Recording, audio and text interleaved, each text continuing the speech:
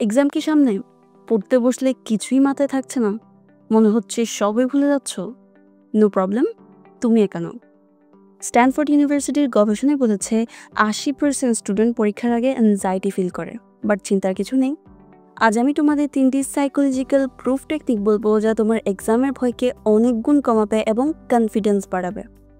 ভিডিওটি লাস্ট পর্যন্ত দেখো, কারণ এই টিপসগুলো তোমার এক্সাম লাইফ চেঞ্জ করে দিতে পারে।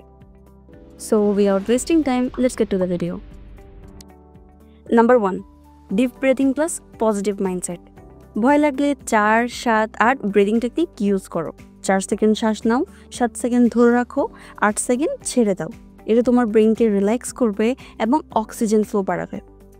হার্ভার্ড মেডিকেল স্কুলের গবেষণায় বলেছে পজিটিভ অ্যাফার্মেশন যেমন I am prepared, I will do great এই ধরনের কথা বারবার বললে কনফিডেন্স বেড়ে যায়। নাম্বার 2. পরীক্ষার হলে স্ট্র্যাটেজি ফলো করো। পরীক্ষার শুরুতেই কঠিন প্রশ্ন দেখলে ভয় পেয়ে যেও না, বরং প্রথমে সহজ প্রশ্নগুলো দিয়ে শুরু করো। এতে কনফিডেন্স বাড়বে এবং মস্তিষ্কের গতি ঠিক থাকবে।